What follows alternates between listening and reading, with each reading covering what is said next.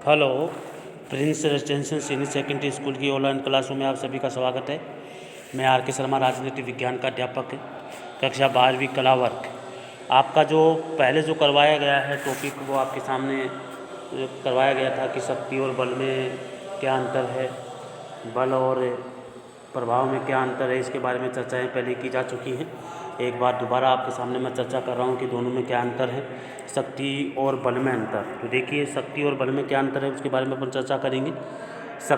जो है शक्ति प्रचंड बल है और बल प्रगट शक्ति है। ठीक है, अदृश्य।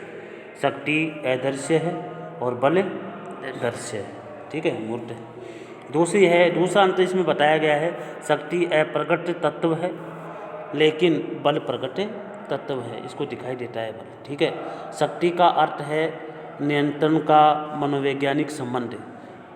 ठीक है, नियंत्रण का मनोवैज्ञानिक संबंध। और बल का अर्थ है शारीरिक शक्ति।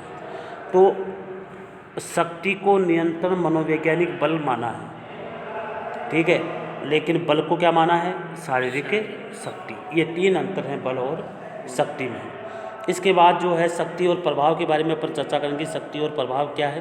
तो देखिए, शक्ति और प्रभाव के बारे में अपन चर्चा कर रहे हैं कि दोनों में अंतर क्या है। वो देखिए, शक्ति का अर्थ है बल का प्रयोग या बल प्रयोग की धमकी। दूसरों के व्यवहार को नियंत्रित करना क्या कहलाती है? शक्ति, बल। ठीक है। प्रभाव का अर्थ है दूसरों के व्यवहार को प्रेरणा द्वारा बदलना। दूसरे के व्यवहार माने प्रभाव किसे कहते हैं? दूसरे को व्यवहार को प्रेरणा द्वारा बदलना, वो क्या कहलाता है? प्रभाव। ठीक है। इसके बाद जो तीसरा जो इसमें अंतर है, शक्ति अप्रजातांत्रिक होती है। शक्ति क्या होती है? अप्रजातांत्रिक होती है। लेकिन प्रभाव क्या होता है? पूर्णतः प्रजातांत्रिक होता है, माने प्रजा के ऊपर इसका प्रयोग किया जाता है। ये तो आपकी शक्ति और बल में अंतर और शक्ति और प्रभाव में अंतर, ये टॉपिक आपका पूरा हुआ। अब अगला जो टॉपिक चलेगा वो चलेगा शक्ति के रूप कौन कौन से हैं। शक्ति के कितने रूप हैं? तो देखिए, शक्ति के रूप हैं, पहला जो है राजनीतिक शक्ति, पहला है राजनीतिक शक्ति, दूसरा है आर्थिक शक्ति, तीसरा है विचारात्मक शक्ति। तो शक्ति के कितने रूप हैं? 3। शक्ति के कितने रूप हैं? 3। तो 3 जो है शक्ति के 3 रूप हैं जो मैंने आपको इनके बारे में पर चर्चा करेंगे। शक्ति के 3 रूप कौन कौन से हैं? तो सबसे पहला है राजनीतिक शक्ति। देखिए, राजनीतिक शक्ति किसे कहते हैं? जो कोई भी व्यक्ति राजनीति में भाग लेता है या चुनाव में खड़ा होता है, चाहे वो एमएलए बने, चाहे विधायक बने, चाहे मुख्यमंत्री बने, चाहे वो प्रधानमंत्री बने, लेकिन जब वो किसी पद पे पहुंच जाता है तो उसको राजनीतिक शक्ति प्राप्त हो जाती है। और राजनीतिक शक्ति जो है पद हो, चाहे प्रतिष्ठा हो, चाहे सम्मान हो, चाहे पुरस्कार हो, कोई भी चीज़ें हैं उनके ऊपर जो है निर्भर करती है। वो देखिए क्या है।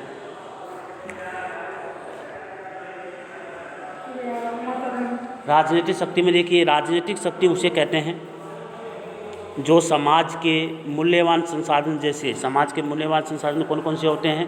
पद, प्रतिष्ठा, कर, पुरस्कार, दंड आदि का समाज को विभिन्न समूह में बांटना। अतः राजनीतिक शक्ति का प्रयोग सरकार के रूप में किया जाता है। राजनीतिक शक्ति का प्रयोग किसके रूप में किया जाता है? सरकार के रूप में, चाहे वो सरकार किसी की हो।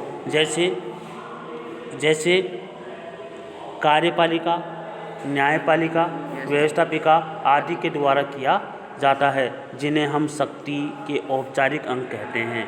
इनको क्या कहते हैं? जैसे न्यायपालिका, कार्यपालिका, जो व्यवस्थापिका होती है आदि को शक्ति के औपचारिक अंग के रूप में जाना जाता है। औपचारिक का मतलब होता है कानूनी रूप से इनको शक्तियाँ दी गई हैं। और इसके अलावा जो दबाव समूह होते हैं, या राजनीतिक दल होते हैं, या प्रभावशाली जो व्यक्ति होते हैं, उन्हें सार्वजनिक नीतियों को प्रभावित करने की क्षमता होती है। दबाव समूह किसे कहते हैं? जो अपने मांगे मनवाने के लिए सरकार के ऊपर दबाव डालते हैं। राजनीतिक दल किसे कहते हैं? जो अलग अलग दल बनते हैं, अपनी मांगे, अपने नियमों या जो भी योजनाएं हैं उनको लागू करने के लिए राजनीतिक दल बनाया जाता है। ठीक है। और प्रभावशाली व्यक्ति के होते हैं जो पैसों से या शक्ति से प्रभावशाली होता है, और प्रभावशाली व्यक्ति के नाम से शक्ति के नाम से जाना जाता है। तो आपके जो लेसन करवाया जाए राजनीतिक शक्ति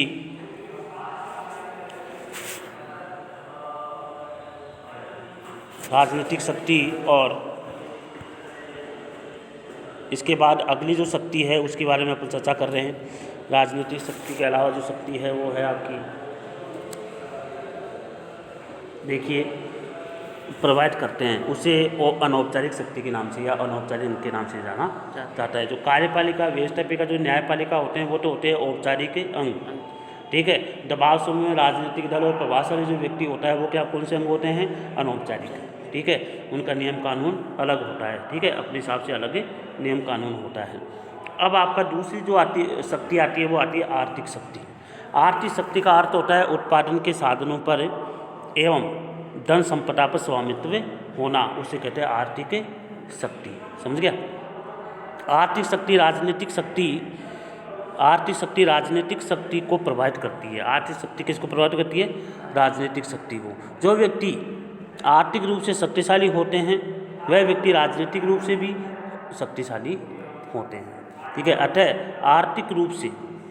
आर्थिक जो है, आर्थिक और राजनीतिक शक्ति में संबंध होता है। आर्थिक और राजनीतिक शक्ति में क्या होता है, संबंध होता है।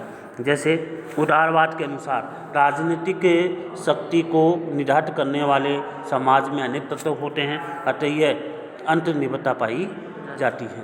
मार्क्सवादी कहते हैं, मार्क्सवाद का मानना है सभी तरह की शक्ति आर्थिक शक्ति पर निर्भर करती है, अतः आर्थिक शक्ति ही राजनीतिक शक्ति को क्या करता है, समाज में निर्धारित करता है। तो आर्थिक शक्ति क्या होती है कि वो एक शक्तिशाली होता है, पैसे के रूप में आर्थिक रूप से वो शक्तिशाली व्यक्ति होता है और हर जगह भी वो शक्तिशाली व्यक्ति होता है या शक्ति उसके पास होती है। अगर आर्थिक रूप से अगर वो मजबूत है तो हर प्रकार से वो व्यक्ति मजबूत होता है। इसके बाद तीसरी जो इसमें शक्ति के रूप बताए गए थे, विचारधारात्मक शक्ति। विचारधारा का अर्थ होता है विचारों का समूह है। विचारधारा का अर्थ क्या होता है, विचारों का समूह है, जिसके आधार पर हमारे दृष्टिकोण का विकास होता है। यही विचारधारा किसी शासन व्यवस्था को लोगों की दृष्टि से जो है में उचित ठहराती है और उसे वैधता प्रदान करती है, वैधता प्रदान करने के कार्य करती है। अलग अलग देशों के लिए भिन्न जो है प्रकार की सामाजिक, आर्थिक, राजनीतिक व्यवस्था होती है और इन्हें सही ठहराने के लिए कौन कौन सी विचारधारा आती है, उदारवादी, साम्यवादी, समाजवादी और एकात्म या मानवतावाद आदि का सहारा लिया जाता है। इस विचारधारा को अपनाने के लिए अलग अलग विचारधाराएँ आते हैं, चाहे वो मार्क्सवादी हो, चाहे उदारवादी हो, चाहे वो जो है समाजवादी हो, चाहे वो मानवतावादी हो, चाहे कोई भी विचारधारा हो, वो अपने आप को फैलाने के लिए ऐसा कार्य करती है। इसे कहते हैं विचारधारात्मक शक्ति। ये आपकी शक्ति के 3 रूप हो गए। शक्ति के कितने रूप हो गए, 3। कौन कौन से, राजनीतिक, आर्थिक और विचारधारात्मक। तो शक्ति के कितने रूप हो गए, राजनीतिक रूप से, आर्थिक रूप से और विचारधारात्मक रूप से। अब शक्ति की संरचना की बात करते हैं कि शक्ति की संरचना कौन कौन सी है, और संरचना के बारे में अपन बात करते हैं कि देखिए इसका संरचनाओं के बारे में भी आपको बताया जाएगा। शक्ति की संरचना या रूप कौन कौन से होते हैं वो देखिए। शक्ति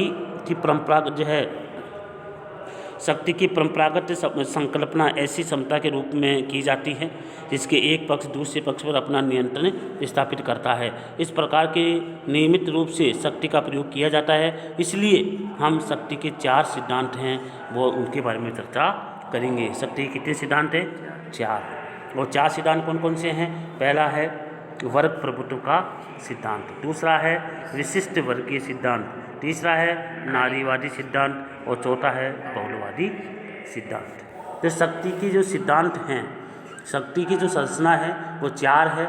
वर्ग प्रभुत्व का सिद्धांत, विशिष्ट वर्गीय सिद्धांत, नारीवादी सिद्धांत और बहुलवादी सिद्धांत। इन चारों के बारे में सविस्तार से जो है आने वाले अगली क्लास में आपको करवाया जाएगा कि शक्ति के जो सिद्धांत कौन कौन से हैं उनके बारे में आने वाली क्लास में आपको अच्छी तरह से करवाया जाएगा। ये 4 जो शक्तियां हैं और भी हैं उनके बारे में चर्चा जो है आगे क्लास में की जाएगी। जब तक के लिए जय हिंद।